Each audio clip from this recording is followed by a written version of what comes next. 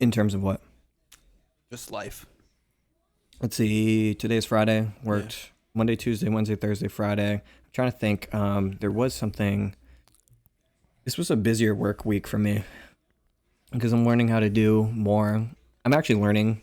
I feel pretty good now at this job. I think the last pod that we did, I said I wasn't really enjoying it. I'm not going to say I really look forward to going in every single day, but I actually don't mind doing this. Now that I know what I'm doing, it actually is kind of, I don't know, oddly satisfying. That's good shit. Yeah, absolutely. So, but then they dropped the ball on me that I might be going back and forth between that clinic and the Portland clinic, which I'm not happy about. How far away is the Portland clinic? I mean, not marginally. It's marginally further away, but the fact that it's in Portland and I get out at 5, which is when everyone gets out, and you saw, like, I get out at 5 and I didn't get back here till 5:30, like 2, and that was without stopping. Usually I have to stop at least once to get a drink or something like that. Why? Oh, because of gym. Because of gym, yeah. You know sense. what I mean? I mean, I don't technically have to, but I would prefer to get it out of the way so I don't have to do it on the way to the gym. Either way, I'm gonna end up getting to the gym at the same time. Yeah. At like 6:30 or whatever. That's so late. Exactly. And then with the Portland, it's going to be even worse because that's in the heart of the fucking city. Right. It's on, I think, Marginal Way or something like that. Yeah, trying to get out of the city is gonna be terrible. Exactly. So hopefully that doesn't, hopefully that falls through. But what about you guys? I didn't do shit this week. You edited. You did a good edit. Yeah, that was good. Yeah, I was pretty productive this week with editing. That's something that I really want to start doing like every day. Mm-hmm. Like, you know, now that I'm kind of getting a feel for it, and then especially with the ambassadorship potential. Okay. Fuck it, bro. I just made up a word. Something I want to get better at, and it makes me feel really productive. But as far as school goes, bro, like, Fuck school. Bro, I had Tuesday off, Wednesday off, Thursday off, and today off. Why don't you just quit? I'm thinking about it. Just do editing. Bro, I was talking to my advisor earlier. I had a meeting with her yesterday, actually. About this? The one thing that I had for school yesterday, it was a Zoom meeting at 1:30 because I emailed her. I was like, yo, I'm not going into this class today. Like, my classes got canceled. Please, can we do a Zoom instead? She's like, yeah. And we're talking, and I'm like, I don't really want to major in business anymore. Like, already, bro? It sucks. Dude, it sucks, bro. You don't need to take business classes if you want to be a businessman or That businesswoman. is so true. You really don't. Like, maybe you need to be like prompted, but once you're like asked, like once they ask you the questions, you do not need the class to come up with the answers. You feel me? Fair. That type of vibe. So, well, maybe unless like you have literally no idea, then like I don't know. I mean, at least for me, like, I'll be possibly running a business one day, but I'm going to learn it as I go. But if you wanted to start from like the ground up, maybe business wouldn't be a bad idea. That's true. And also like my accounting course, I'm learning a lot. Yeah. You do need to learn about like accounting and stuff. I'll be your accountant, bro, if you want. Yeah, I was going to say, I was actually going to take the opposite stance on that. I actually wish I had more of a background in formal business because that would have made things a whole lot easier for me. Bro, Yeah. Trust me, like the classes I've taken so far, microeconomics, macroeconomics, I'm in an innovation course, management. All of those are just like very soft skill, general like common sense courses. Yeah. That you really do not need to take. Like I said, I'm in financial accounting right now. That's one class that I'm learning in. And maybe I learned a little bit in microeconomics. Mm-hmm. But it was highly like supported by my previous knowledge of the subjects. If you want to go into business, I would just recommend minoring in it. Best case scenario. All right. I understand your stance. I'm going to play devil's advocate real quick, if you wouldn't mind. Go for it, bro. I guess from the outside looking in, it's kind of easy to say that when you haven't actually gone through. That's true. You know what I mean? Because like you're only at the ground level, but I also would agree. I think most people would agree that having just a blanket, this is my degree, it's business. Yeah, it might get you in the door, but it's not necessarily going to separate you. So probably having another skill, whether that be you major in business, minor in something, or you major in something, minor in business, probably is the better bet. Here's one thing that I'll say. Majoring, first off, I want you guys to know I have taken enough business courses to the point where I have successfully done a business minor. Technically, I'm not declared as a business minor, so it doesn't mean shit, but like... Can you just like skip out now and get a minor? You can't graduate with a minor. I don't like just graduate with a minor degree. I don't like want the business minor. Like I guess I don't really know how it works because I'm kind of like a shitty student, but I'm not a shitty student. Is a minor like an associate's, like 2 year? A minor is it's just like a different amount of classes you have to take. Like you don't have to. It's kind of like half the. Yeah, I guess it's like a. I guess. I mean, but you don't get a paper saying I have an associate's in business. No, you don't get that. You just say like you minored in business. Right. So you have to have a major. Yeah, you do. Oh. So I've done the business minor, but I am minoring in computer science actually. That's actually not bad. That's not bad, but like you said, I guess it is like beneficial to have that blanket business. But it's just so awful, and the hardest part for me is finding the motivation to show up to class. Because it just feels like when you feel like you're not actually learning anything, it's just so difficult to convince yourself. Your time. Yeah, bro. Especially now that I'm finding stuff that I really like to do, like editing videos. That's more of a hard skill that I want to practice versus just showing up to class and feeling like I'm not being as productive with my time. Yeah, and I don't necessarily know if UNE would offer something like that, but having some technical background in whether it be video production or filmography or cinematography or something like that would be really cool. Because the stuff that you do right now is really cool, but like it would be cool if like you could have a study career like shooting commercials or doing something like that. You know what I mean? Yeah. And of course you could do your artistic, more independent stuff on the side, but unfortunately, and it's tough because I don't like shooting down people's dreams, but it's like you have to do something to earn a steady living. You know what I mean? And it's like we see the people who sometimes break through, and it's a really cool story. That's like, and I'm trying not to be the pessimist here because you guys know I'm not that person. Right. But those stories truly are 1 in a million. That is true. And like, it gives. Like if we were to like pop off or something, like right? That would be like Elliot's like breakthrough. It's like there's 8,000 million people on Earth though, so 8,000 million, yeah. Yeah, well, you're separating it into 1 in a million, so. Right. But yeah, man, I what you're doing with that stuff is really cool. So I don't know. I guess you'll figure it out. I really like it, and back to what you were saying about having like the blanket business with actually like a hard skill. That's what I was thinking originally. Like computer science is my minor. Yeah. Business, but just now that I've been around, like, it really just is gonna harm me. Like I got a C- in one of my classes last semester. I got A's on every single test, every single assignment. I just failed on participation. That's crazy. I didn't even fail the class. That's insane. Like, I just like hardly showed up because it was just so difficult. Like, it really is. If you're smart, like, not saying that I'm like smart, but like, if you consider yourself to be smart, it's very hard to justify showing up to a class like that. Right. I mean, you were smart in high school. Like, you got good grades, right? Technically, I'm first semester sophomore at UNE right now. Technically, I'm a junior because of how many credits transferred over from all my AP classes. Right. So you were literally you were smart. Yeah. I mean, people who know me probably think I'm pretty dumb, but I do have school smarts. Yeah, I don't know, just something to think about. But yeah, I was talking to back to what we started this. I was talking to my advisor, and she was like, "Okay, you don't want to do business. What do you want to do?" I told her data science and computer science, and then they're not offering any data science courses next semester. So she's like, "What are you interested in?" I was like, "Crypto." I didn't say that. I was like, okay. I was like, to be honest, like nothing really. Like, would it interest you? Honestly, nothing. I'm already like, you know what I mean, though. Yeah. I'm not gonna be like, I would just cringe if I was like, man, I'm kind of into editing videos. Like, right. that would just make me cringe, and I would hate to be like. It's hard to explain stuff like that to people who aren't in it. You know what I mean? Yeah.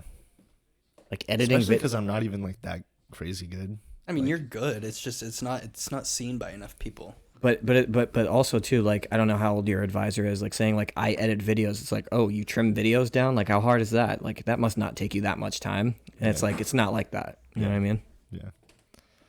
I don't know. It's a very lucrative space to be in. I mean, if you ended up changing your major, would you be basically starting over? Pretty much. So maybe you just stick it out. I have, and... like I said, I have my AP classes that transferred over my credits. So for data science and computer science, you need stuff like calculus and stats, which I did in high school.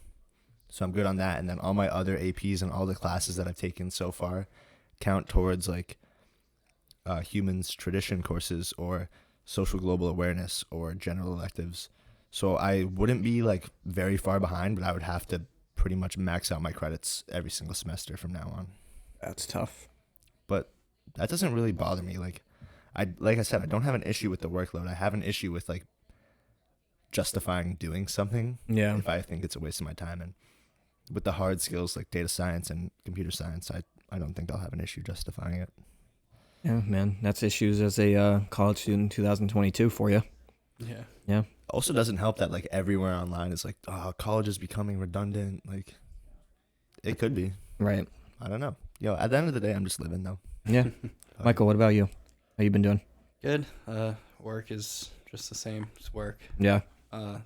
We've been having a project going on at the office since like May. May. No, even sooner than that, or before it. We've been waiting on getting our driveway paved for like the last month and a half, and it just keeps getting pushed off. Who's doing a thing? Yeah. Yep. Or What? I didn't want to say the name. Why? I don't want to talk shit. No, we're not talking shit, but they do a good job. But they're really they're really busy, is what I'm trying to say. Yeah. They did my grandfather's driveway at his house, and I mean it came out really good, but it's just been getting pushed off at the office. Yeah. There's a lot of work to be done, and it's like it just keeps getting pushed off and off. And they were supposed to come today, and we found out this morning they weren't coming. We're like, what the fuck? Like it would have been perfect. Is that something you have to do before winter comes? Yeah, I think they have like a cutoff date. Yeah. You can't be too cold and stuff. But it's like now is a good time because we're not that busy. So like we could make it so we're not driving around in there on Friday. Like the ideal day would be Friday, let it sit through the weekend. So it'd be like we head out Friday, stay out, and don't come back until the end of the day. But now we're getting busier. It's like, well, we may have to come back to get more gas or whatever. Because sometimes, like when we're busier, we'll run out of gas in the day. But right now I could go a whole day. Yeah. Be fine. Right. Yeah. But it's just like, it keeps getting pushed off. It's just annoying. I would imagine. Yeah. I would imagine. All right. Well, I guess let's formally introduce this. So this is episode 16, correct? Is that what we just said? Yep. All right. So ladies and gentlemen, welcome to episode 16 of the Utopiacast. I am your host, Erik Hogan, here with my co-host, Michael Beaupre. Michael, say hello to the people. What's up? And we're here with Elliot Has, our other co-host. Elliot, what up? Yo. That was a good falsetto at the end there. Had to. That was good, man. You're getting better. Thank you. And today we got some fun things planned. Today is Elliot's idea, so I want to take no credit for this. This was solely his idea. We kind of collaborated with blending two of his ideas, so but it's gonna be pretty cool. A little bit off the beaten path, I guess, in terms of what we usually talk about, but we can talk whatever this is our thing. We can talk about whatever the fuck we want to talk about. So we're gonna do that. Life, yeah, exactly. So we're gonna do that. And it's just fun to be a little bit more creative, break free from what we usually talk about anyway. But I guess before we get into that, training updates for y'all. So can I just interrupt? Sure. Can I just get something off my chest before we continue? Yeah, absolutely. It's because it's a little bit like break away from what we typically do. But I just had something weighing on my chest a lot recently, guys. Like seriously, and it's making me uncomfortable. And like, for some reason, I just feel more comfortable saying it out loud to the crowd versus sharing it with like the people who are genuinely close to me in real life. So is it okay if I say something? Yeah. I've been struggling with addiction recently, and I just wanted to hop on here and say that I am addicted to bevs. Like seriously addicted to bevs. Okay, like I have a bev right here. When I drove here, I was drinking a bev, seltzer water. What kind? Cranberry lime. Well, what was the brand? Polar. When I woke up this morning, I walked to Beachway and I got a Monster. To do my work, I was drinking the Monster, drinking a bev. When I play video games, I drink a bev. Before I go to bed, I drink fruit juice. Before I work out, I drink a bev. Even while I'm working out, I sip on water. I'm addicted. Interesting. We're here for you. Yeah, I was gonna say if you need someone to talk to, we are here. I don't necessarily know if that's an addiction. You're just hydrated. I was gonna say I think you just enjoy that. I don't necessarily know if someone takes away. I mean, like maybe you might be slightly addicted to stims, and someone takes the stims away, and then maybe you would have withdrawals, and that would be addiction. I can't drive without a bev, bro. I can't. No, but you can though. I can't be productive without a bev. But you can though. You just don't. You choose not to. I don't choose anything. I can't, bro. Like literally, it's okay. We need to go somewhere, and it's like you can't. Like there's no beverage right there. It's like I can't go. Sorry. I will pull up the receipts on my phone right now. Grace and I went out thrifting today. Said, Grace, before we go, please can we go get a drink? Okay, but if she said no, you would still go and you would be okay. I would go get a drink without her. All right, man. I'm addicted, bro. All right. Well, I'm sorry to hear that because addiction is never anything to joke about, but I think it's up in the air if that's actually an addiction. Let us know in the comments. Is Elliot actually fucking addicted to beverages, or is Look he... at how much water you have left, and look at how much water I have left. Elliot, you just drank a lot. That doesn't necessarily mean you're addicted. Bro, all right, whatever. I guess we're not as, what's the word? What it begins with a C. Not consolable. I guess we're not as good people as we thought, though. Yeah, we're not consoling him in this time of need. Yeah. It's fine. I'll just drink my pain away. With a non-alcoholic bev. I was gonna say. What's gonna happen when you turn 21? Yeah, exactly. That's cap. I was gonna say that's not a good thing. Yeah. I actually don't like the thought of drinking alcohol. I honestly don't really. I used to like drinking alcohol, and I'm not a fan of it anymore. Well, you got it out of your system. It's very counterproductive. Yeah, I mean we're trying to get strong. Not only that, I have a lot of fun just being myself. Besides hard drugs, the thing that is the most like scientifically detrimental to pretty much anything that we do is alcohol, even in a small quantity. Right. Yeah. Like I was saying last Friday, the day before we trained, I had literally one drink and I was cramping the next day. Yeah. And I tried everything. Like I drank a ton of water after having that one drink. Took some electrolytes the night before and that morning. Right. And I still was cramping. I don't understand how the people who train like nights after getting drunk and they're like hungover that morning, they train that afternoon. It's like when I was in high school, I used to be able to do it. Well, also age has something to do with it and stuff like that. I enjoy like having a few drinks in high school. Okay. I was gonna say you might not want to say that, bro. What's the claim about that? What about what? I feel like a lot of people confess to crimes online and then nothing happens. I mean, what are they gonna? You can't do anything. Realistically about it speaking, yeah, absolutely. People discuss like taking steroids, like that's illegal, right? Steroids are very illegal. Yeah. But you people can talk about it online. People talk about underage drinking. Basically, you can talk about just about anything as long as you put it under the guise of this is educational. Well, it is. We're teaching the people that like. When you're 16, you can drink alcohol. Yeah, exactly. What did we teach them? Yeah, exactly. Logan, have fun. Jesus Christ, Logan, if you're listening to this, no alcohol. And if I ever find out you are... I was drinking every weekend leading up to Worlds. Jesus Christ. That's crazy. That's actually hard, bro. I drank my height in beers. Oh my God, bro. I have a picture. Yeah. It was like we duct taped all the Bud Lights. And it was like a big staff. Michael's prepping for IPF fucking like Worlds. Drinking Bud heavy too, bro. Maybe we'll put the picture up. If you got the picture, we can probably put it up. I have it, yeah. Absolutely. Josh is like No, that was Jaden. Josh is standing with me with his height too. Josh Hilton. Yeah.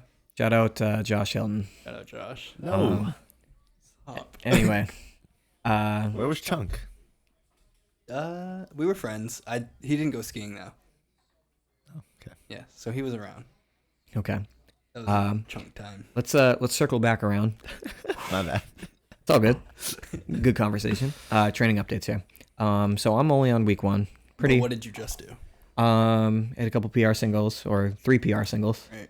So deadlifted 550 on last Wednesday. Elliot put like literally RP 7 or 8. Yeah, that was a crazy day for me. 600 loading. Yeah, exactly. It's like every single time you post anything that's like remotely. Like you get across the borderline of I don't know. Yeah, exactly. A 50-pound increment. It's like 600 loading. Just hit 475 on squat, 500 loading. It's like eventually I will, but it's not going to be as soon as you fucking guys think it's going to be. But yeah, so I hit 550 on deadlift. Elliot put together a really cool video for that. To Best Friend by 50 Cent, which was one of my favorite songs growing up. I hit 475 for 1 on squat on Saturday. That was a all-time PR for me. And then 305 pounds, which is an all-time PR on bench press as well. So it was a really good week for me. 1330 training total. Running back singles one more time this go around, see what else I can push out, because I don't, bench was relatively difficult, but I still think I can squeeze out 5 more pounds. I can definitely think I can squeeze out around 10 pounds on deadlift and, you could squeeze out like and squat. 20. So how are you gonna load a 310 on a bench, bro? Because I don't fucking care. Come on, yeah, right. I really don't We gotta care. load up 315. Oh, come on, we're gonna bro. slap on just like a little 2.5 on top of the 3. Right, and then It's Two there's and a no half. point. That's actually not that cool. I legitimately Yeah, don't. but I bench 315. Nope. What you want is the three plates. Exactly. I'm gonna get to Jack and Jill and use the fucking pound plates as I'm warming up. I No, would I'm gonna warm honestly up. do that. I'm gonna warm up on the calibrated plates and then switch to pound plates for the top set. The 3 blues. Yeah, exactly. That's good shit. But no, I really don't care. I'll probably will load up 310 and be completely fine with it. But that's me. You guys. I hit. What did I hit? I hit 410 for 2 on squat. Yep. Moved pretty good. Did 275 for 1 on bench. Yep. Getting back into it with your Yeah. shoulder. Yep. My shoulder's feeling a little bit better. I hit 255 for 3 the other day on Tuesday. Moved good. Yeah. Deadlift, I hit 505 for Yep. 1. That moved really good. Yeah. That was a really good Yeah, single. hook grip's holding up. Yep. I've been doing that hand care Good. routine. Good. And my hands are fine. Awesome. You only had a real one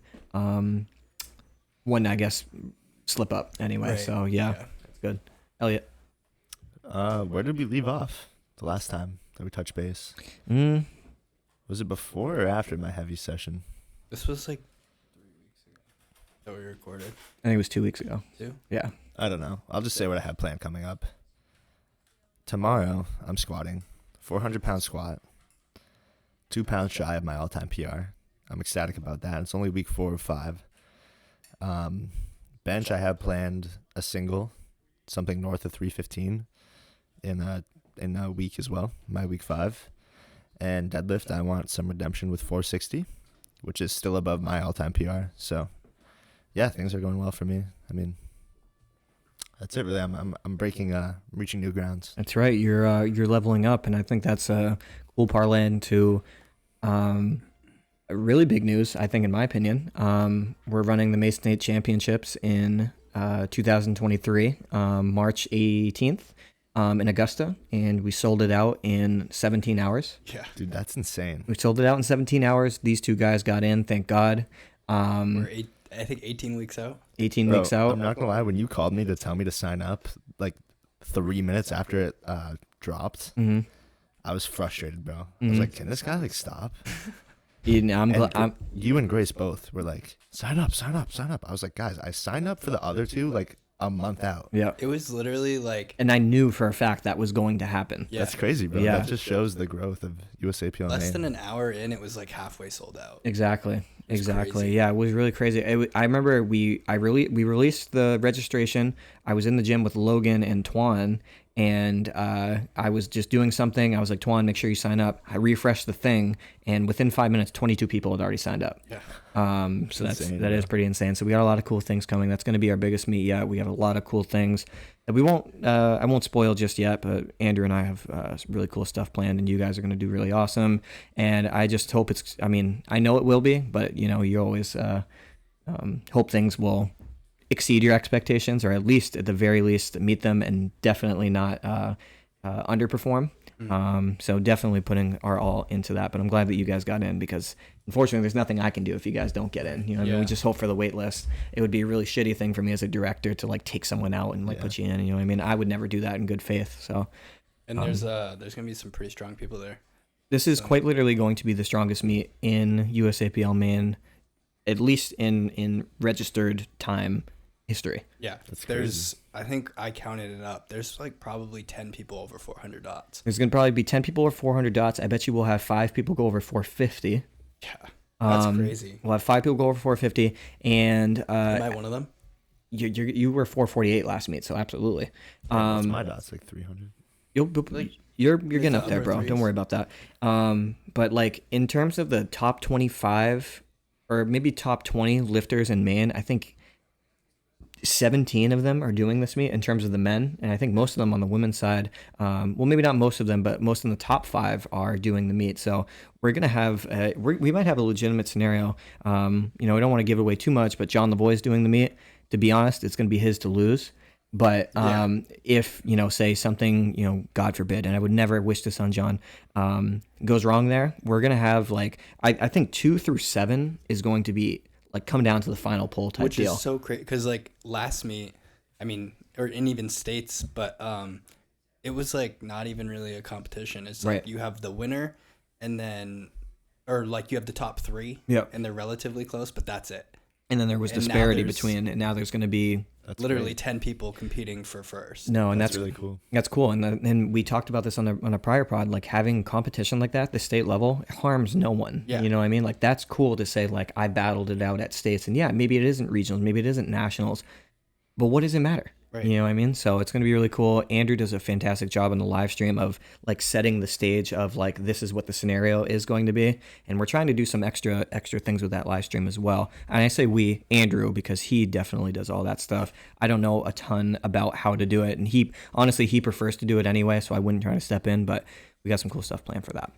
And I'm really excited because I got 15 people doing the meet. Would you say we're ushering in a new age of lifters? Yeah. Absolutely. I think we're definitely ushering a new era of just things in general. USAPL. Yeah, USAPL in general, but then obviously USAPL Maine, because I think not only collectively is the floor, I guess the ceiling is growing because we're getting more people at the national level, but the floor is growing. So we're growing this way, but we're also growing that way. It's kind of like the whole cliche, bigger base, higher peak type deal. Yeah. But it's really cool to be a part of because I think... I don't know if you guys got a chance. I had an article published in a sports commission about that. It was shared a ton of times, shared 15 times on Facebook, and it has over 1,000 hits and stuff on it. So it's pretty cool. You wrote one of your things that you've been writing. Yeah, and I posted one. I've been in talks for months now to get it published, and it got published. So I can show it to you guys after this. But yeah, it was cool. So we have a lot of things coming. All right. So how about we get into what we wanted to talk about? Sure. All right. So again, this is Elliot's. Elliot, you can explain it if I'm not explaining it correctly, but I'll do my best here. But I want to give you all credit. So Elliot and I were going back and forth a while ago on terms of what this, I guess, theme would be, and he came up with some cool stuff. And I have my phone out here because I want to get it, as correct as I can.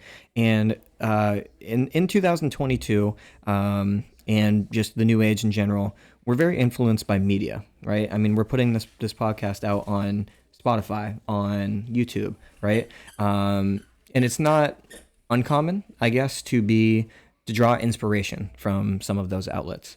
Michael, you mentioned that, maybe not so much to the point of me and Elliot from different sources. You watch videos all the time and draw certain inspiration from certain videos. Right, like lifting specific. Yeah. I don't want to step on what you're going to talk about, but I hear you talk about Russel Orhii videos, Chris Bumstead videos, all the time. Right. You know what I mean? So you draw a lot of inspiration from those. Yeah, that's what, growing up, that's how, I started lifting when I was so young. So I literally would go to the gym. I'd watch those videos. I'd try those things I see in those videos in the gym. Yeah. And it's just no Dave Lade. Yeah, I'm gonna. I never got into. We could. Let's save that. But yeah, again, because we bring up David Lade. We've actually taken 5 pods off, but before that we mentioned him in 9 straight pods. He's a very influential character. I guess indisputably. Isn't he the most subscribed fitness YouTuber? I don't think it's even. No, he's not, and I don't think he's even close to the most subscribed. Who would be? Who's up there? Bradley Martin's pretty high. Guys that you guys probably. You might know, but guys. Steve Cook. It'd probably be guys like. No, maybe not Steve Cook. Maybe Matt Ogus would be a good one. Matt Ogus has that many? Physiques of Greatness. Chris Jones. Yeah, well, he's old, but he doesn't get many views anymore, at least. I don't know about now, but those... Christian Guzman has quite a few. Yeah, and I don't want to talk about that too much because that's actually going to be one of mine early YouTube fitness because that was so influential for me. Oh, yeah. But yeah, so it kind of talks... Elliot was going more down a film and audio and visual side of things, and I think you and I can come up with some good things. Michael, maybe not so much. No. But we're different people and whatnot. So and then he brought up a second point of let me see here. I don't want to misquote you here. You said something along the lines of... It's okay if you just... No. The most influential films we've seen and how they impacted us. And then also, you talked about me, how I I still do. You put used to, but I actually still like to write screenplays, and I don't like... You don't discuss it a lot. Yeah, I don't discuss it a lot. I was aware that you used to. I didn't know if you still had the time. Yeah, exactly. Like once it takes so long to do, and once you have a vision, it's like hard not to. Yeah. But he came up with a really cool concept of if you were to write a screenplay now or some type of film or direct or whatever it may be, what would it be about and who would you cast? And I think that is such a cool concept, and to see what we could kind of come up with. And I'll let everyone interpret how they want to. Because I think how we will each interpret this will be very different, and I don't want to set any parameters with it. Before we do that, how about we do the pieces of media that have influenced us the most?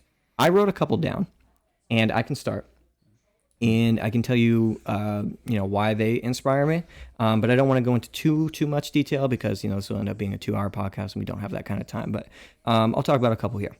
So the first outlet that I think has really inspired me personally, and it's going to sound, this one's going to be a little bit cringy, just for forewarning. But I was an early adopter of the app way back in 2012, and that is the app of Instagram, to be honest with you.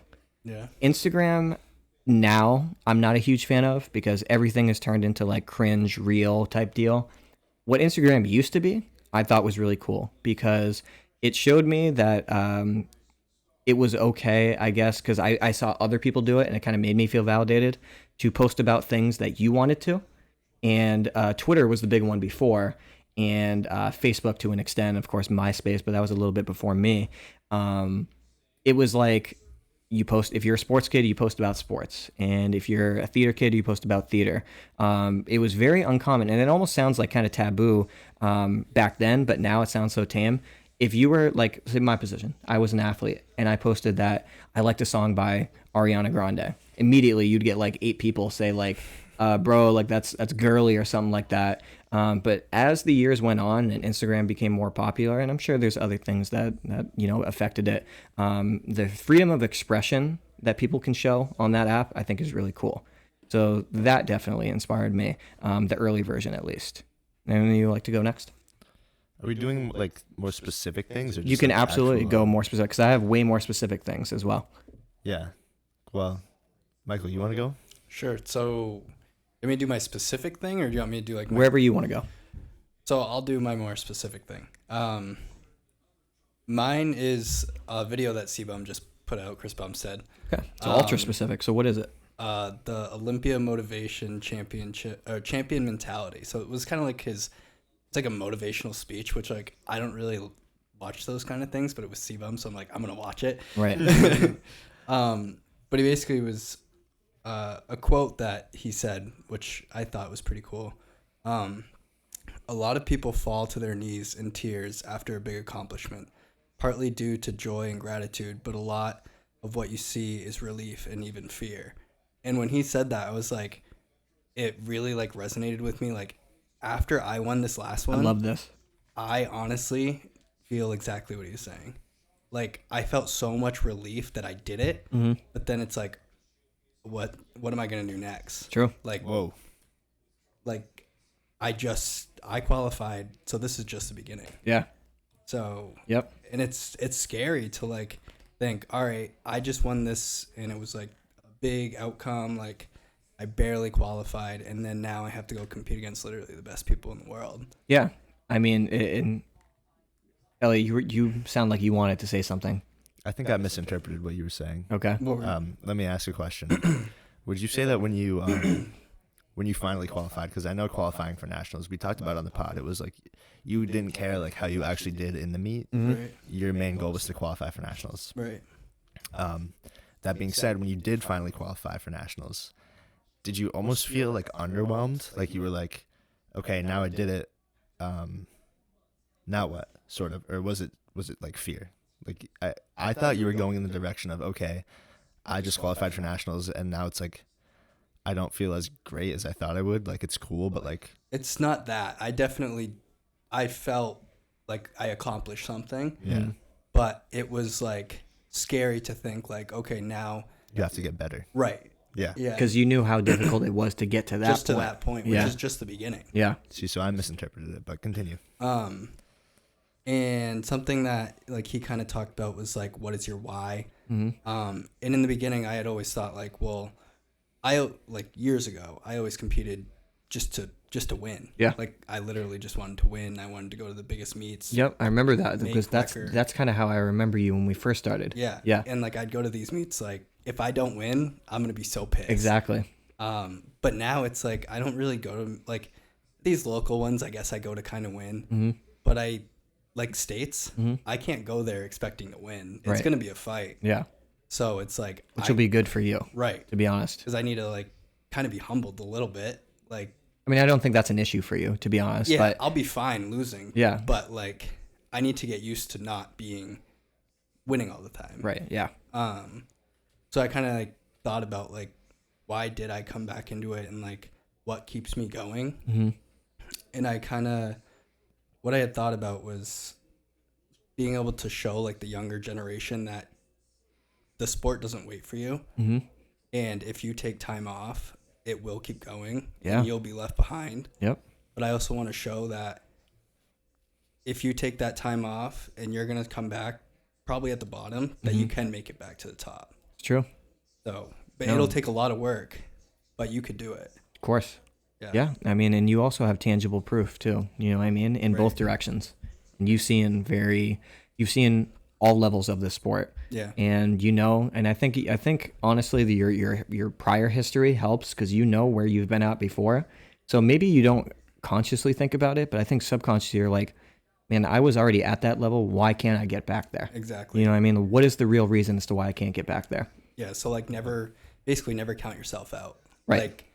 Like these young kids that are like setting national records and it's like, I was in their spot. Yep. Like Logan, I was telling him like, don't lose sight of like the goal and like continue to push yourself. We talk about me and Logan Allaire talk about that a lot. And I'm like, bro, I even have to check myself sometimes. I'm like, you're literally 16 years old. You know what I mean? So if one workout doesn't go well for you, realize that like, I mean, I'm 9 years older than Logan. Yeah. Like you might be where I am in 9 years. You know what I mean? So it's like, I'm not to say that I'm higher level, but what I'm saying is like, you might have a path where you trained consistently injury free from 15 to 26. Imagine where you're going to be when you're at my level, when you're at my age, right? I keep saying level, but my age, you know what I mean? So as long as I really like that point that you made there. As long as you have your why and your perspective, it really helps. Right. Yeah. Elliot. That's great. I think I wasn't going to start with this, but I think since you guys, I guess you didn't really go, Erik, you went retro. Michael, I guess you didn't really go retro, but I'm going to get even more abstract. I'm going to get even more, I guess, I'm going to get even more prevalent in my current life, but I want to discuss sort of a combination of what you guys just said, something that I guess we alluded to earlier in this pod that I didn't expect to talk about, but now that we've been talking about this, I'm feeling inspired to discuss it. So taking the hint of you, Erik, and going retro with my media, and you, Michael, and going fitness YouTubers, I think I'm going to have to discuss He Who Shall Not Be Named. David Lade. David Lade. All right, talk about him. David Lade. Realistically, David Lade could be the reason I'm still here right now. Now, What do you mean? No, oh, sorry. No, that was a bad thing to say. Elliot Not a showed bad his, thing to age, say. showed his age with that one. Yeah. Think a little bit before you speak, but regardless. My bad. When I said I'm here right now, I just meant in this room, Yes. in the spot, In the fitness space. my positionality. I never struggled with suicidal thoughts. Anyway, David Lade was the first fitness, I guess, influencer, I would say, that I watched. This was way back when I was a freshman in high school. So 6 years, is that 6 years ago at this point? That's crazy. Or 5 years ago? Yeah. Something like that. It's insane to think about. And like I said, I mean, realistically, he is the reason I'm where I'm at right now in life. Right now, I guess I don't place a huge emphasis on like his impact, or like I don't value him as much, I guess. I don't value his content. I think that's something you grow out of when you're going from a boy to a man. But I'll say this, man, early on he really influenced pretty much everything about my life. Like I remember my friends, I spent like a week binge watching David Lade, and then my friends would be like, bro, why are you talking like that? That's funny. Because I would be like saying like, no, dude, like I would like talk like this. Like I would like adopt the David Lade accent. Yeah. Right. And I started like, that's I'm sorry, I don't want to cut you off, but that is like so funny, like kind of cringy, but like so funny that you adopted his accent. Yeah, shit like that. But anyway. It is. I'll admit to that.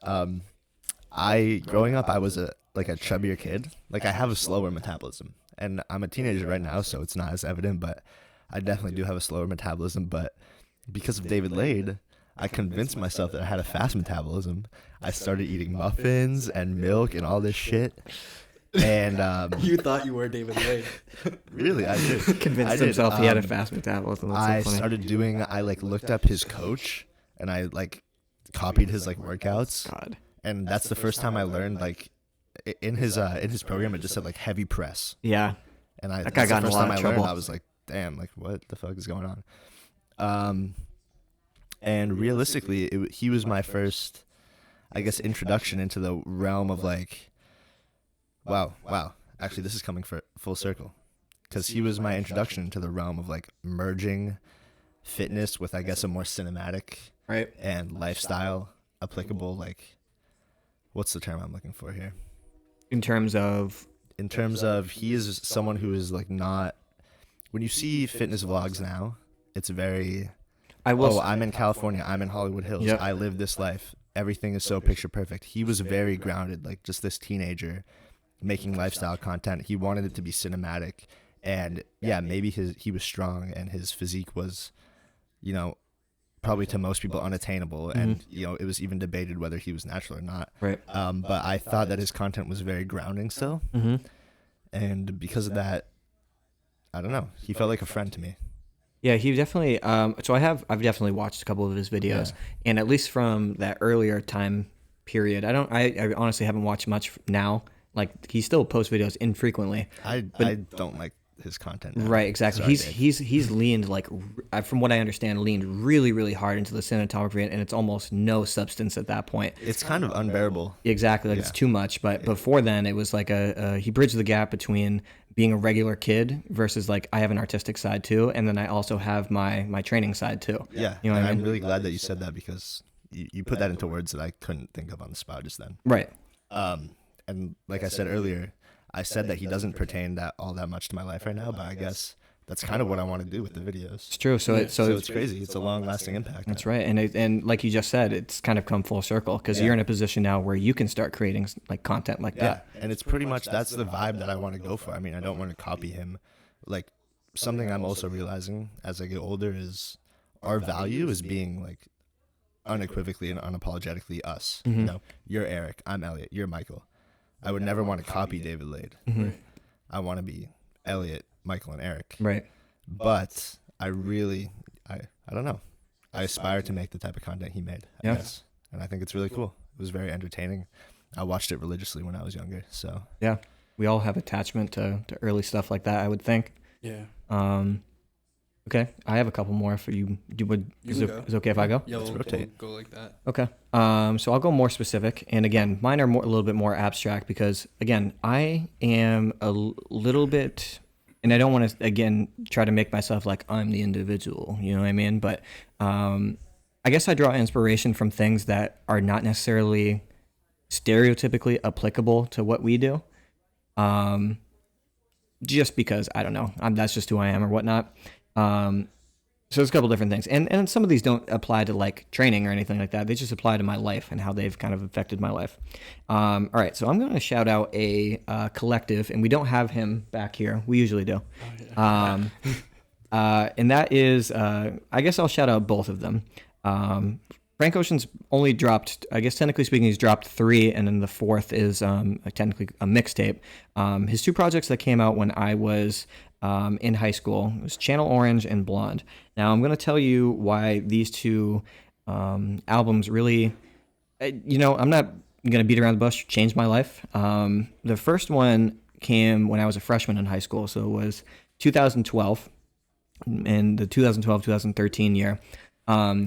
Frank Ocean was a part of a collective called Odd Future, which was another really big collective for me because they were different. And I liked Odd Future. Exactly. And like most people liked Odd Future because they were like brash and very vulgar. Yeah. I like that. Don't get me wrong. I think you guys see I listen to very vulgar music still, but they were different, and I liked that aspect of they were different and they weren't doing it to be different. They were being different and saying like, you're either going to accept me or you're not, and I'm not changing. Yeah. And I really like that aspect. You turned into that. Right. Exactly. Yeah. And, for better or for worse. But that being said, Come on, bro. But that being said, Frank was one of the people that I really drew to because he was older, he was more quiet, but the things that he put out, I was like, I've never heard anything like this before in my life. And of course I was young, I haven't heard a lot of things. And then he put out Channel Orange. Channel Orange was big because, and this is going to sound maybe a little bit bigoted, and I think people who know me know that I'm not that type of person, but I guess I'll show you or try to explain how it kind of changed things for me. Coming from here, you don't get to experience a lot of diversity in terms of different people. You don't get to see, like, where I went to in high school, I don't believe we had more than one person of color in our entire high school at one time. There's definitely not a lot of people who are like LGBTQ or anything like that. It was just everyone was like cookie cutters of the same person. Yeah. So I guess it wasn't necessarily that I was like homophobic or anything like that. That's not what I'm trying to say. But I just hadn't experienced it, and I didn't know how to, I guess, be comfortable around people who were different. Yeah. Frank Ocean that summer came out with a thing that I guess, long story short, no one necessarily knows what his and not that it necessarily matters what his sexuality is to listen to his music, but he came out with it that his first love was a man. And I remember as a kid being around other kids being like, Frank Ocean's gay, like we can't listen to him now. And I remember very vividly being like, well, why can't we? Right. You know what I mean? Like why do we have to stop listening to him? Is that necessarily going to change anything for me? And I remember putting that album on, and he started talking. He had several songs that kind of talked about that and alluded to it. And I was like, not only did I love the album as a whole, and it's still very impactful to me, but I was like, you know what? People are different because they are different, and it's not in spite of anything else. And to label them and I guess not like them or be uncomfortable in their presence because they're different is wrong and incorrect. And that kind of helped me open my eyes to the fact that that's an okay thing. And not only does it not even register for me anymore, but I think I'm more celebrative of people that are different as a consequence. And I think that's a good thing. Yeah. It taught me a lot and it allowed me to be more free with like, who I interacted with in terms of, I wouldn't have got to know people because, again, I think of the people like in the South and stuff like that who are very openly against stuff like that. That's a very awful way to live, a very sheltered and very hateful way to live. And I just don't think that's cool. And then Blonde came out, and that one really, really changed because that was the first time I listened to it was 2016. I had just graduated high school. So you have to think I was going through a lot in terms of I am a teenager, but I'm no longer a young teenager. I'm actually making adult decisions now. Yeah. And that came out at the perfect time because I was like, this is describing everything I'm feeling right now. You know what I mean? I'm very uncertain about the future. I'm very, who am I? Like, because I was an athlete, that was all I was known for. Now I'm not necessarily known as that. I'm just like everyone else at this college that no one knows me. And I remember listening to it and I hated it on the first listen. I was like, this is awful. Like Channel Orange is better. What the fuck? He made me wait 5 years for this. Yeah. And then I remember listening to it again 3 months later and I was like, and I was sitting in my dorm room and I was just like flabbergasted. I had never to that point felt a piece of media or sound really take me to that level. And I was like, I get it now. I get it. I understand why I'm feeling the things that I'm feeling. And it's a transitory period for me. I'm uncertain and that's okay. And Blonde has stayed in my life probably, so it came out in 2016, it's 2022 now. I don't listen to it as often as I used to, but every time I go back to it, it hits harder and harder, but for different reasons. It's kind of like when I was as a teenager, and I don't want to go too long on this. When I was a teenager, it represented that transition that I'm talking about in terms of boy to man. Now it represents more of being comfortable with uncertainty. And I think that's a really freeing feeling. Yeah. Wow. You know what I mean? That's profound, bro. When you said that, it honest to God, it gave me goosebumps. Well, yeah. And that's like, again, like I draw inspiration from stuff like that. And that's just, and it also made me realize that I'm more of an emotional person maybe than I thought I was before. Yeah. And that's cool about me. Yeah, you know what I mean? And that's okay to be emotional. Like, Yeah, exactly. And I'm not outwardly emotional. You guys know, like I'm just pretty normal, but like inwardly, I think about a lot and I feel things a lot. So Yeah, that's a great thing. That's a great like premonition, I guess, to have when you're younger. Yeah. Is embracing who you are. Yeah. And being comfortable with being uncomfortable. A lot of people still have a hard time doing that, and I feel bad for them. You know what I mean? I think that's a lot of the time is what people are lacking in their lives. Yeah. Is self-actualization, right? And realization. And that's what you were talking about, like that kind of the herd mentality, like people in the South, or like people are like, oh, we can't listen to Frank Ocean anymore. He's gay. Yeah. And it's like you said, I mean, that gave me goosebumps when you said that. You were like, why? Yeah, exactly. Like if you ask someone, it's like, well, why can't you? Right. Does that make you gay? And well, if you are gay, like that's fine. You know what I mean? Is that something that is gonna like hurt your feelings or something like that? Yeah, you know what I mean? Because again, we're from Maine. We don't experience. Maine is the whitest country in the whitest state in the country. Really? Yeah. Yeah. I didn't know that. Maine and Vermont. So we don't get to experience a lot of diversity. So it just goes to show that you can transcend that and be more accepting. You know what I mean? I think for like me and Elliot, we went to a pretty big school where like we were around. And so you guys much had the dorm diversity. students. Yeah. We were around like white dorm students though. You don't. Do you disagree? But I mean, well, white, but they were from Spain, like. Yeah, I mean, but like Western, like, you know, like. I guess my whole point is like I was so used to experiencing 50 to 200, 50 people were in my class, but 200 versions of the same person. Right. Yeah. Whereas, I realize there's a whole world out there where people are different and they're celebrated for being different. And I know for a fact if they were in the scenario that we were in, they would be hated for it. And I don't like that. And it's weird because you were just a town over, and it's like we had totally different, like. Exactly. Like we grew up totally differently. Yep. Because like it was not weird to see a gay person or a transgender person at our school, or somebody that's black or Asian or literally anything. Exactly. It's like, oh, it's just another student. Yeah. But if like they were at your school, it'd be like, it would be weird. I'm not going to say that like. But that's not a bad thing. It's just No. it's just the place it was. Yeah, exactly. It's a small It's like town. nature versus nurture. I mean, like if you're raised in that area, like if you're raised in that situation, obviously you're gonna think it's like odd. Yeah. There's no hate attached to that, you know. No, It's that's just what I mean. different. There's no hate attached to it. It's just you don't necessarily know what to do. You know what I mean? It's like. Yeah. I mean, even now I sometimes grapple with that. Like, ever since I went to college, a big thing now is like pronouns. Yeah. And I am not transphobic at all. Mm-hmm. Let's get that out of the way. I don't think any of us are like. None of the three of us are very hateful people. No. So No. just for now, for future, like we'll probably have to repeat this, but none of us are like transphobic, homophobic, racist, anything. Yep. But it's true. Like up until recently, the emphasis on transgender people has not been that large, and I'll admit I've had exposure to I guess like foreign people, people of color, stuff like that, and at TA, and even one or two. I guess homosexual people, like whatever, but no transgender people. And now in high school, it's like you have to tell people your pronouns.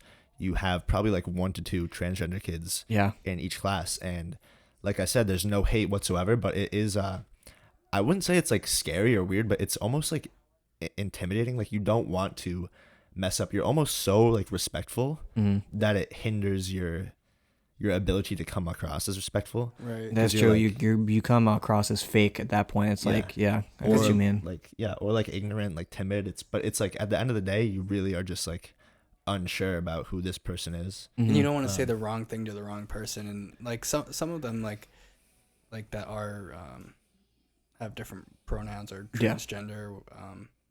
Like they don't care. They're okay if like you mess it up. I think what you're trying to say is like certain people who identify as transgender, transsexual, whatever, are more accepting of if you mess up their pronouns. They're like, oh, I actually identify as this. Yeah. Whereas sometimes other people are like a little bit more combative of it. And you don't know who you're dealing with. Exactly, and that's a tough thing to tread across. But at the end of the day, it just comes back around to what you were talking about like, who are you really? Yeah. I find that the people who identify with like, okay, I'm transgender, that's who I am. I mean, obviously I can't speak on this, but I would say they're probably more prone to getting upset about it versus like, yeah, I'm transgender, but that's not who I am. Yeah. Yeah. That's a part of me. Yeah. But just like, you know, you were an athlete and then you had to figure out who you are in college. Yeah, I don't know. It's just interesting. Yeah. It's crazy, bro. It's crazy. I've been doing a lot of thinking recently. Yeah, absolutely. And it's just crazy that two pieces of audio, you know, could kind of expand my mind like that. But that's how I think, and I'm not sure if everyone feels that way. Yeah. But that's okay, because we all eventually come to the same thing. Someone else like to go?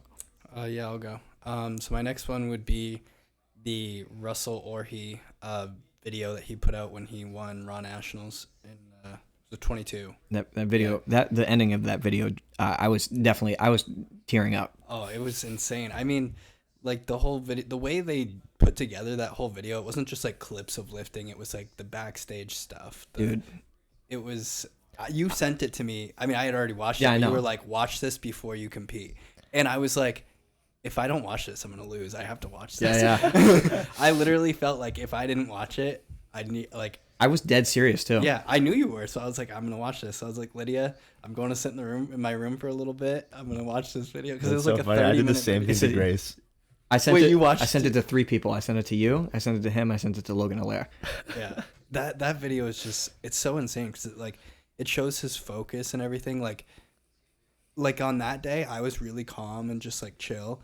And like in that whole video, he was just going with the day, going with the flow. I mean, and what was cool is he was trusting Joey for everything. And Weez was there like looking up what's his name? Sean's like his letting everyone take or he was his main goal was just lift the weight. Yep. And that's what you need to do, honestly. It's just like go have people in your corner that can take care of everything and like you not even have to worry about a thing. Right. Like and then that makes you the best athlete you could be. It's true. Yeah. And that, like I said, the ending of that video, the first time I watched it, honestly made me tear up because it was all the people that he had in his life. Like it had his mother, it had his girlfriend, it had Joey, it had all those people all telling him like before the meet had even happened, because all those things were recorded before the meet had happened. Yeah, they were like, congrats. Yeah, exactly. Not only giving him congrats because they knew what was going to happen, but also saying like how he has affected their lives and how inspired that they are because of him. Probably even goosebumps. Like, right bro, you know what I mean? I wish that video got more traction. His videos, bro, if you watch like his videos like that, don't get as many views as his like, I squatted 700 pounds in a commercial gym. Watch this. That's got like 1 million views. It is a shame because if more people watch that, they would really. And that because that's like a legit like well put together video. I still watch that video, like maybe 2 or 3 times a month. That video is gonna like. This is gonna sound cringeworthy to me, but like that's the same type of thing that like far along in the future I want to produce, because that video just transcends lifting. Right. Yeah. It uses lifting as the medium to portray like a message, but you could show that video to anyone, no prior knowledge of Russ, no knowledge of lifting, no knowledge of anything, lifter. And the artistic vision, the story behind it, the moments of action. It just transcends lifting, bro. It's like anyone could watch that and be like, wow. Exactly. And be moved by it. And I love that you said that, because anyone can take something away from that. Like if you, like, again, say you don't even like lifting, say you hate lifting, but you I don't know, you like the artistic side of things, and you watch that, you could at least see this is the person, this was their struggle to get there. Because if you remember, he was injured, and that was a big thing leading into that. His like hamstring or adductor or whatever. Yeah, like regardless, like he was injured. This was the ordeal. Here he is. Here's his breakthrough in real time, and then there is the outcome. He's your 5-10 national champion. It wasn't like an easy win either. Like they had to strategically like get him to win, and Sean was always like a possibility to win. He probably was actually the favorite going in. I think on paper that was like the talk. Yeah. Yeah, but then he screwed up his squat. Yeah. Something like that. Yeah. Squat, and I think his bench too. Both. Yeah. And so then basically counted him out. Right, and he placed third. Yeah. Angelo Fortino. Yeah. He was the big deadlifter. He placed second. So, but regardless, you know what I mean? And it's cool because he's got documentation from way back in 2015 before he was ever a national champion to now that he's a 5-time one. So it's cool. And again, I guess to piggyback off of that, that's like mini inspiration, because we're trying not to sound too cringy here because everyone likes Russwole, but like seeing that breakthrough or linear progression, like who's to say, like maybe in 5 years, like if we stick with this, like we could see us break through and like that, you know what I mean? This is us speaking it into existence now. Yeah. Bro, I'm so happy you brought up that video though. That video is seriously like just insane. Yeah. Like, I honestly don't even like Russwole that much. I don't have anything against him. Yeah. I'm not saying I dislike him, but I just don't like, as I've grown up and like gotten involved in actually living my life, I have kind of moved away from like obsessing over like the Instagram and YouTube like lifters. Right. But I watched that video and I was like, wow. Yeah, exactly. That's insane. That was a great video to watch, like literally right before that competing. On every level, bro. Yeah. That one changed the game. I will say that, for me at least, and for you and you as well. But I know there's some people would be like, oh, it was just a fucking video or something like that. It's like, well, you don't get it. Don't you think that's so interesting that video didn't pick up as much traction as the others though? Well, I think it speaks Maybe to not interesting, but like I think it definitely speaks to how we are as a society in terms of how we consume content. Because I squatted, because if you watch, his most watched video is I squatted 725 pounds in a commercial gym on a whippy bar or something like that. And it's him in a commercial gym, and it's got like 1.6 million views. Like what is, like, take your average gym, because like his demographic is like probably 18 to 24-year-old kids, right? Yeah. Are they more likely to click on a 6-minute video of him squatting 725 pounds and acting buck wild, or watching a 33-minute video of him winning a powerlifting meet where they show all 9 lifts? It's not like a highlight reel. Right. And most of the content is him like walking to the meet and like is people talking about him. You know what I mean? So I think it speaks that the fact that we want things quick and in your face and done, and we don't want to see what's actually underneath the surface level. Yeah. I mean, it's like we've been saying, like the things on Instagram and TikTok that get the most views are the deadlifts in the gym, and it's never your actual like meet performance. Yeah, exactly. Like nobody cares about meets anymore, which is crazy. And in that video, it's a great video, but it kind of goes to show like what people want to watch. I mean, and then you could also go to his Instagram, and I actually just out of curiosity checked that. He posted that meet, like the breakdown, his 3 lifts and national champion. That got like, I don't know, I'm going to mess up the numbers, but just to give you a frame of reference, it got like 30,000 likes. A lot, right?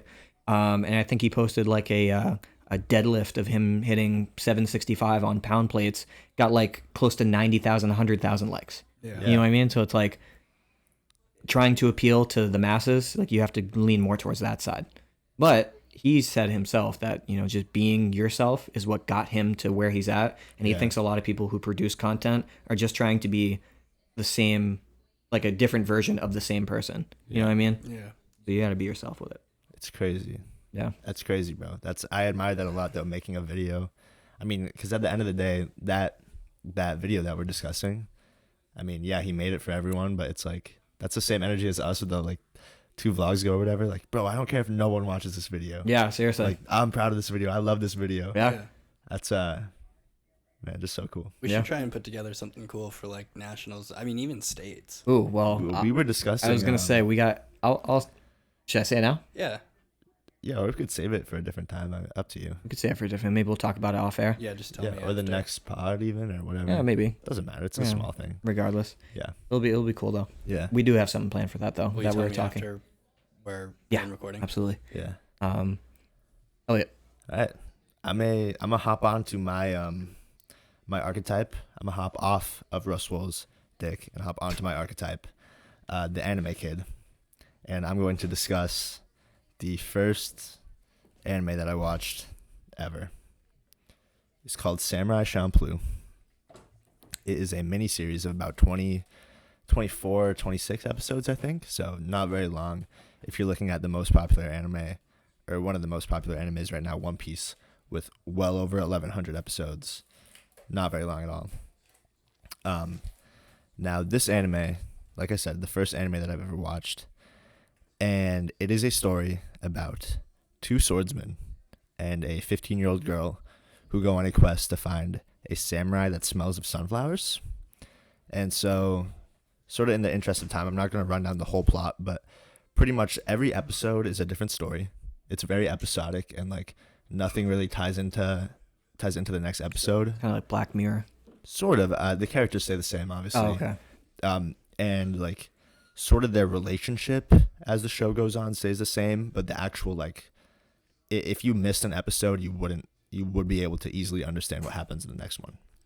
And that goes on up until like the last like 4 episodes, where they actually sort of like, I guess like come to find the samurai who smells of sunflowers. But anyway, not gonna go into too much plot, but basically, I would highly, highly recommend that everyone watch this, because this story is not, I guess, as surface level as it seems. So I think a lot of people, because of the episodic nature, assume that like, oh, this like nothing happens, this like there's no plot, there's no purpose, there can be no message. But I want you guys to answer this question right now. What does a sunflower smell like? Like the flower? Yeah, like what does a sunflower smell like? Nothing? A plant? The only thing, I don't know. Sunflower smells like a sunflower. It doesn't smell like anything. It's not like a daffodil or like a daisy. Or it doesn't have like a strong scent. No, it smells like a plant. Yeah. So the whole thing is like you can't find the samurai who smells of sunflower. And so the message that I get from this show is that these 3 strangers, at first, in the beginning of the series, they're strangers.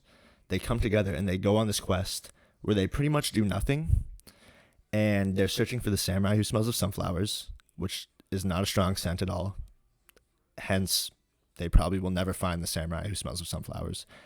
And it's pretty much an allegory that relates to life in general, where we kind of follow these paths, and we manufacture something to chase after that doesn't necessarily have like a concrete end or a concrete purpose. And the point of the show, or at least how I interpret it and how I'm sure many others interpret it, is like life isn't really about choosing the right path to get to like the samurai who smells of sunflowers, but just picking any path to go down. And it's crazy. I mean, it really just speaks to the value of friendship, the value of finding people to go down a path, any path, and pursue. It speaks to how to find purpose in life, how to make something from nothing. Really just an insane show. I mean, I know you guys haven't seen it, so we probably can't discuss it further. Right. But truly, truly like profound show. And I think it doesn't get enough credit because, like I said, on the surface level, it's just an episodic show that has no plot, quote unquote. Yeah, absolutely. Okay, let's do maybe 3 more quick ones, and then we'll end with the tie-in of the film thing, and then we'll end it. Sure. All right, so for my quick one here, I had to do this. All right, I'm going to shout out a film, and I talk about it all the time. And how is this going to be a quick one, bro? I'm not going to, because I've talked about it enough. So I'm going to say that the film Boogie Nights has really inspired me, and you guys are going to sit here. All right. I guess this is the only thing I can say to summarize it. What that movie taught me is that I went in on the first time thinking it was going to be about something else, because if you look, the film looks like it's going to be like a retro porn piece in terms of like this is the 1970s porn industry and like this is the film. And yeah, in the first like 35, 40 minutes, that's what it is about. And then it takes a turn. And what I like about those films or those style of films is there's like 18 characters, and all 18 characters are having their own ordeal in terms of plot. And it all leads to one point where everyone gets to the same destination. And what that kind of resonated with me is that is realistically what everyone kind of is after. Everyone is after the same end goal. We all want to be happy. We all want to be secure, and we want to, I don't know, have enough, like let's just say for most people, have enough money to live comfortably. Everyone wants to do that. Every single person, pretty much. Yeah. How we all get there is very different. How you're going to get there is going to be different from me, is going to be different from you. How I enjoy it is going to be different from you, is going to be different from you. That film kind of taught me that going into something also as well, that maybe what you expect isn't necessarily what the outcome's going to be. And sometimes that can be a good outcome and sometimes that can be a bad outcome. So to never take your first experience for face value, I guess. Yeah. So that's as quick as I can do it, but I could talk about that film for hours. It's crazy, bro. And I missed it because it's off Netflix now. Yeah, but you can find it, bro. It's about how bad you want to watch it at this point. And clearly you don't. Yeah, I still haven't watched it. Yeah, exactly. So I'm done trying to convince you. Because clearly you don't want to watch it, but It's not that I don't want to watch it. I just don't have time. What is it, like the biblical like rapture?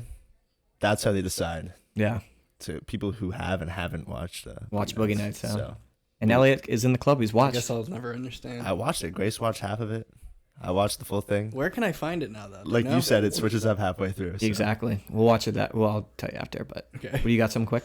Yeah. So my next one that inspired me is just like the OG OG for me, like fitness YouTubers. Like name a couple. Bradley Martin, who's still around. Matt Ogus, Rich Piana, who sadly passed away. R.I.P. Rich. Yeah. Yeah. CT Fletcher. Mark Bell. Yep. Yeah. I mean, there's a bunch more. I just can't think of them. But we talked about Chris Jones. Yeah, Chris Jones. I didn't watch him too much. I was addicted to his videos, bro. Me and Zach Hurst. He just had like a little too much like energy for me and stuff. Me and Zach Hurst used to love. He used to say like upright rows for these uptight hoes. I don't even know who this guy is. Well, we could go down that rabbit hole eventually. Yeah, but he's like OG. Yeah, like, he's one of the first. Like, and I don't condone them anymore. I'm actually not a huge fan of them. I actually fucking hate them now. Hodge twins. Yeah, I watched a lot of them. Yep. Oh, I used to watch them too. Yeah, they're like political now. They only post about conservative politics now. Yeah. There's no fitness. There's no eating videos. It's just conservative politic rants. They used to be funny. Damn, they used to be really funny. They used to be. I haven't seen a video from them in like 3 years, but good. Because anyway, we're not gonna get down that political road.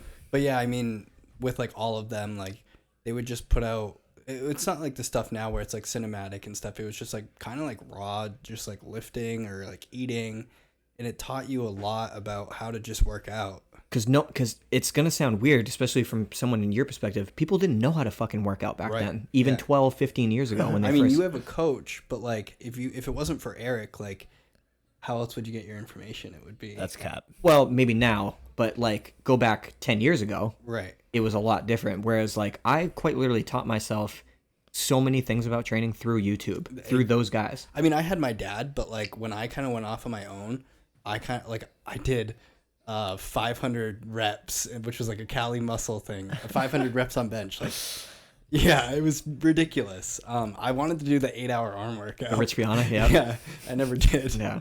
And then there was like the CT Fletcher arm thing where like arm gauntlet or whatever. No, I never did that shit, but I was just into like the you were crazy you were just shit. lit, yeah. Yeah, I just wanted to work out. I would just go to the gym for hours and just like do whatever I want.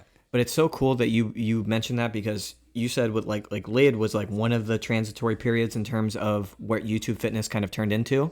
Before, it was quite literally raw video. It was like, this is my cell phone camera, and I set it up right here and I film my entire workout, and people used to love watching that, bro. Yeah. Like, and then every once in a while you'd look at the camera and speak a little bit, but like it was just like raw, unfiltered, no editing. Yeah. Looking back on it, a lot of those videos didn't age well because they're like, we know what we can do now. Right. But they're back then, so hard to watch. Yeah, exactly. But back then, man, I used to love like every day after school, it would be like the highlight of my day, throwing on YouTube and watching those type of guys. Go to the gym and yeah, and like seeing like the way they would eat. You'd just try and eat all you want. Yeah, like, exactly. I'd go to Tintin and just like eat good shit, eating what you want, all you want. Yeah. Convincing yourself you had a fast metabolism. Great shit, bro. But I mean, I kind of did have a fast metabolism, and I was like, no, you actually did. Yeah, I could not gain weight, so I would watch these videos, like 10,000 calorie challenges and stuff like that, and like literally try and eat as much as I could, like while they're going. That's awesome. Yeah. Elliot, you got a quick one? Yeah, I got a quick one. I'm gonna stay on the anime train for one more. Actually, no, I'm gonna separate it. I'm gonna go for the most influential song that I've ever heard in my life, inspired by you, Erik. Southern Nights by Glen Campbell. You love that song. I love that song. You love that song, bro. I love that song. I think I love that song. Bro, you love that song. Would you say I love that song? Yes, bro. That song is insane. Okay, and probably a lot of you listening don't even know you've never heard the song, you don't know who Glen Campbell is, that's fine. The premise of the song is, it's actually like, it's not really a story. It's not actually hugely profound in its lyrics either. But the melody goes, Southern nights, have you ever felt a southern night? And then like rich, precious beauty lies just beyond the eye. So on and so forth. And man, when I first heard that song, it was a time when me and my two best friends at the time, still are my best friends, Andy Horvat and George Horvat. Or Gio. Shout out those kids, bro. Yeah, shout them out. We actually had to bike to the gym. And so we would bike after school, sort of like as the sun was setting, listening to Southern Nights. And man, I just associate almost like probably 80% of all my positive memories are like bike rides to that song with those kids on my way to the gym or from the gym. And that really just sparked in me, I guess, the love for everything. Seriously, love for everything. Yeah. Camaraderie, nature, the beauty of nature, an appreciation for lifting. Yeah, crazy. Yeah. Just a quick one. Yeah, absolutely. It's just interesting that we can associate sounds with memories and stuff like that. I think all of your favorite songs are probably associated with like, at least vaguely somewhat associated with a memory. I mean, yeah. have to be. Yeah, absolutely. Like Plain Jane, that's always going to be Michael's song. That is hard. Like that's always going to be, every time I hear that song, I'm going to think Bars Loaded and him squatting 440. Right with the mob. Hum do I love. It really is intense though, because like you can like objectively a song can be like terrible. Yeah. Like some of my favorite songs are objectively awful. Yeah. Southern Nights is not that great of a song, but I think, it is my favorite song of all time. Right. I think a lot of people can relate to that, where it's just like you relate to it, you remember a certain time in your life because of that song, and it like brings you back to like those times, like when you hear it. Just like nostalgia. Yeah. Crazy. Yeah. Crazy. Anyway, quick one. Okay. So I want to be respectful of both of y'all's time, but the last piece that you said, Elliot, if we could create some type of film or anything like that, I just think it would be interesting to see what you guys would come up with. I'll go first, and again, I'll try to make it as quick as I can. So I just kind of briefly alluded to what I kind of prefer, and it's those pieces where there's a lot of things going on, but it all kind of culminates into one ending. Yeah. And I think I would do something like that. I'm also a big fan of like coming of age stories. So like things I'm a huge fan of that too. Yeah, exactly. So like some type of thing that involves psychology and coming of age, and then all coming into one. And I've been watching a lot of films by this director called David Lynch. He's the one who did Mulholland Drive. Yeah.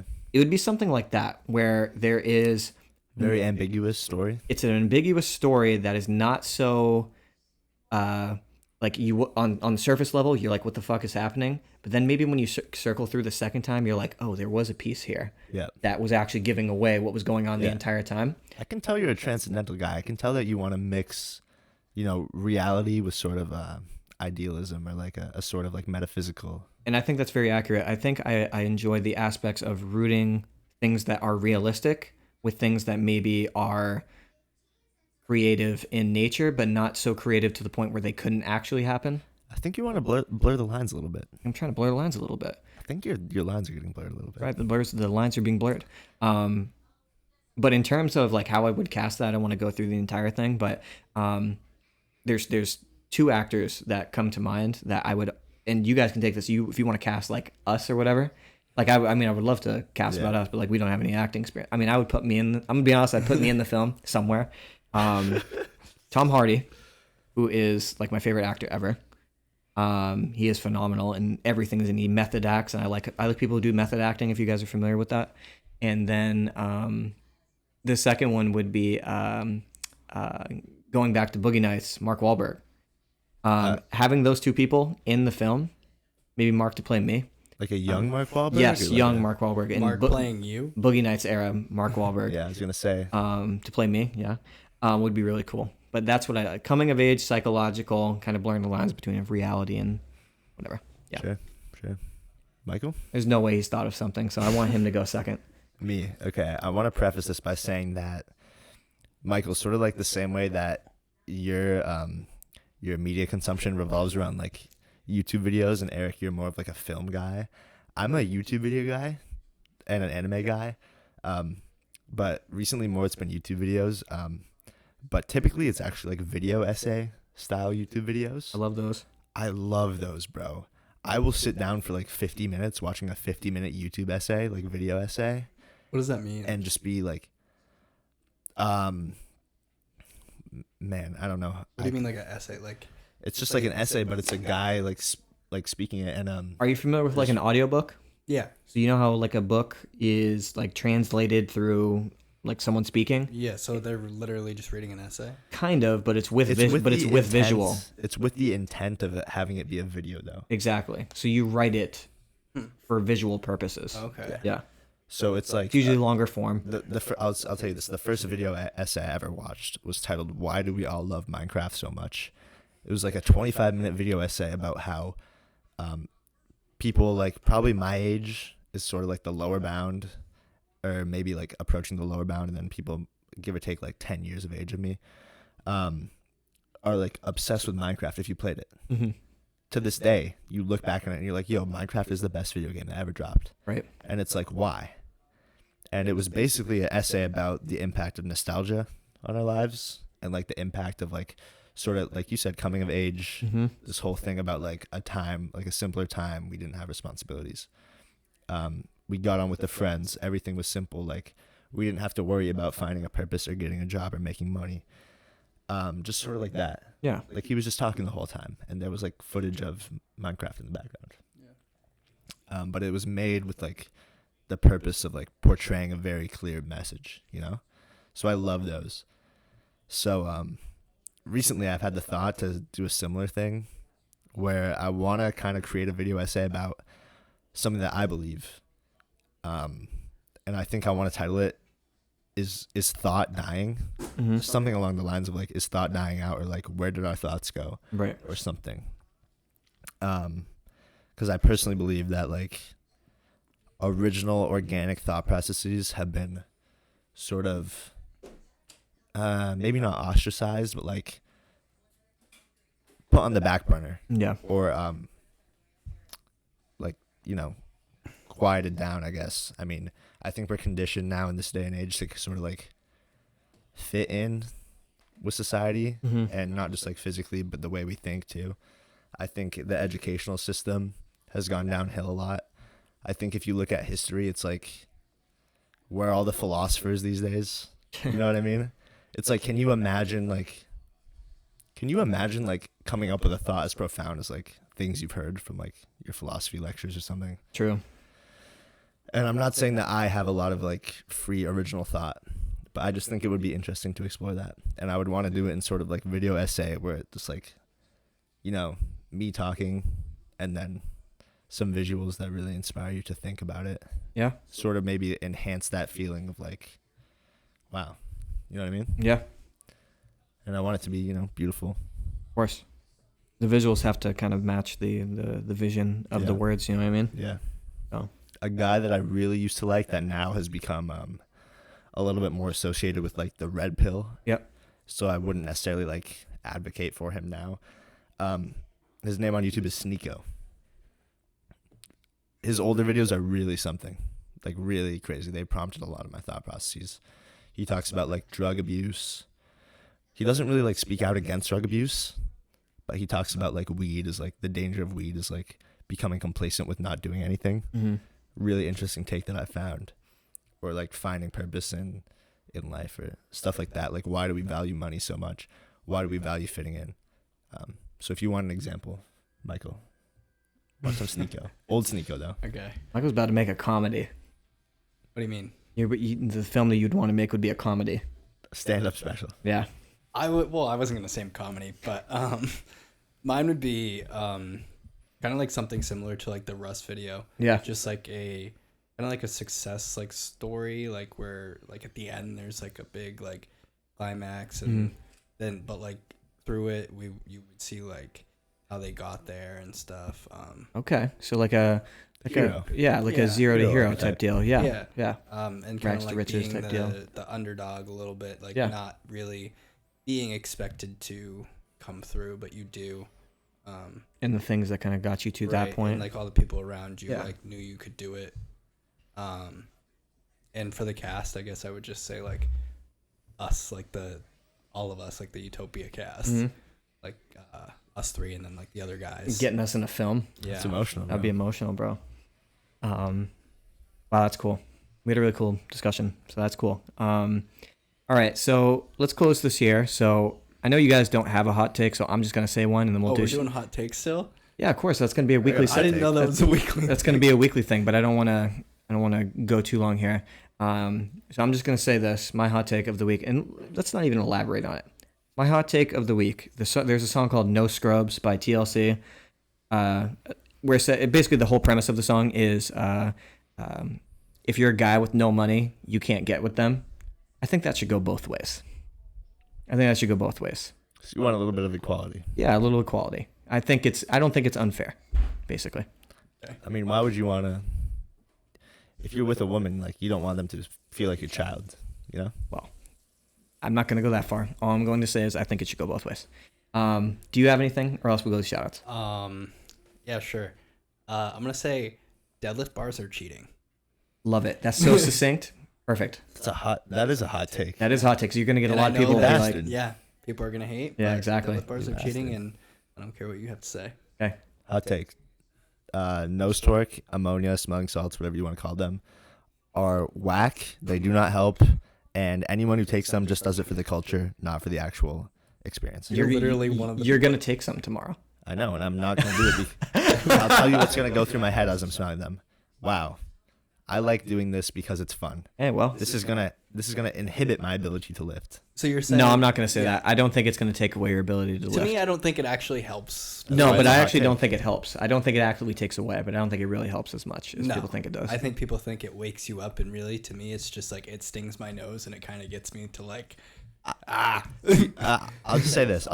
I heard, I'm not going to name names, but I heard a certain loud teenager in the gym last night explaining to a younger fellow that the reason he couldn't bench as much was because he didn't take the nose torque, and the salts add at least 15 pounds to his bench. Jesus fuck. At least 25 pounds You to got a his squat, serious issue. If and you're, at least 30 pounds to his deadlift. that's ridiculous. Okay. And I'm sitting there thinking, bro, that was not the salts, bro. Yeah. That was because you were off cycle.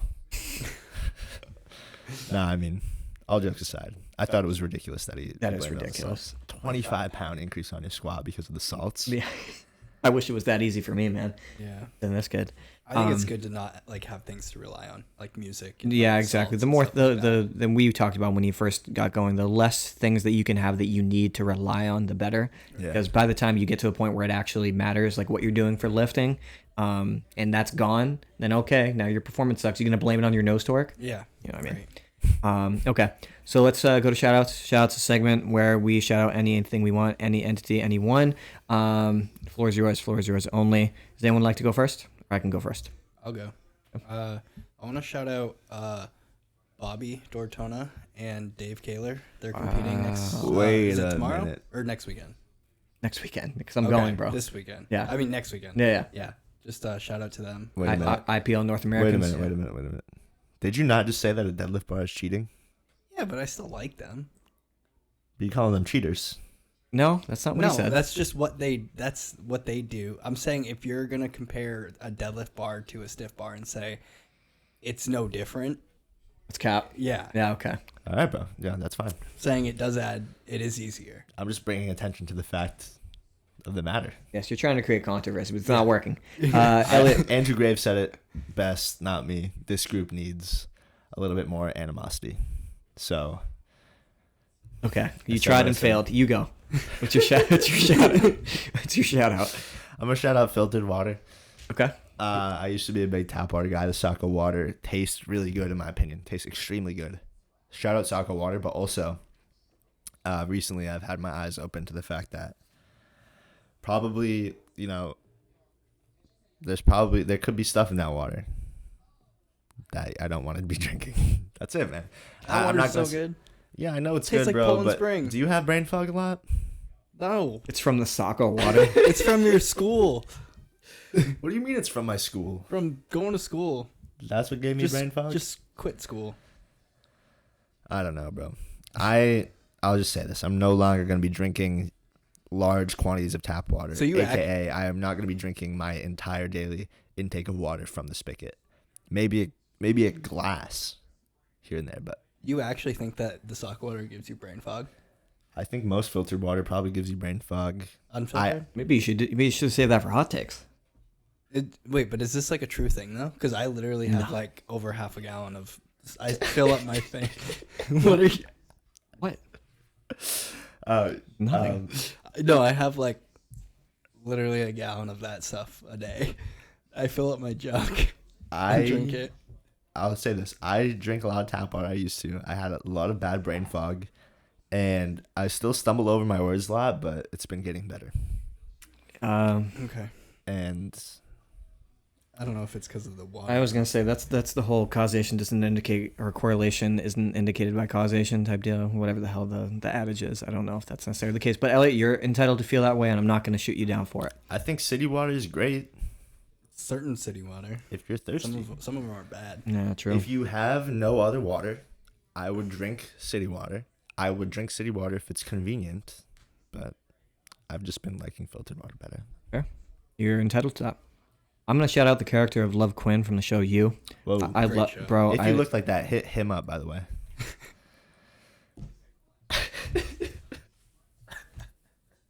Seriously. But anyway, love that character. One of my most favorite characters of TV history. And you know, she would and did kill for her man. And I just feel like there's not many people like that out there, and she's real for that. And sadistic, but in a good way. Love her. And spoiler alert, she gets killed at the end by Joe. And I didn't watch it all.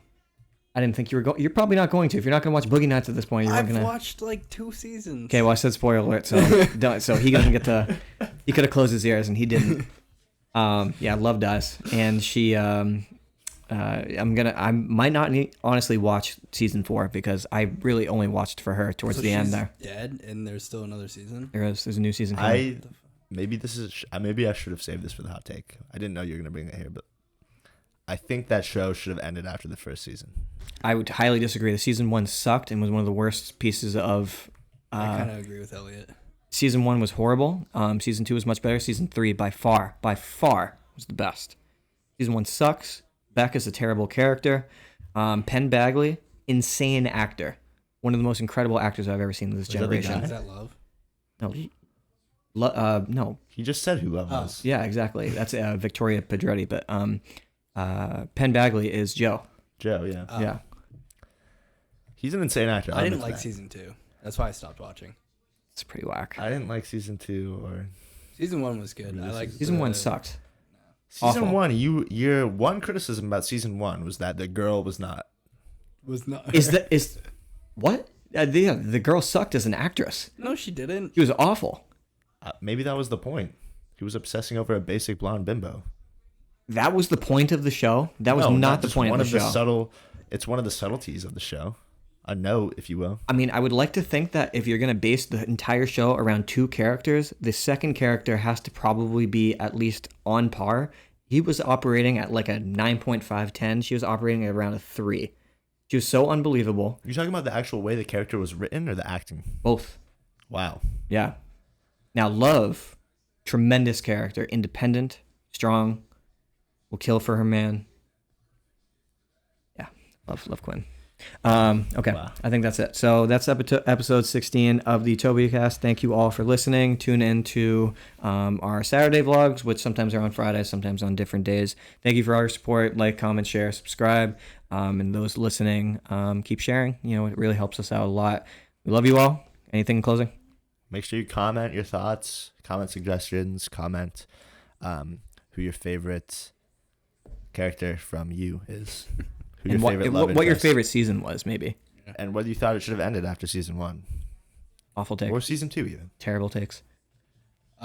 Check us out on TikTok and Instagram. Yep. Give us a follow, share our content. Absolutely. At the Utopiacast. On both, right? Yep. Yeah, I think that's everything.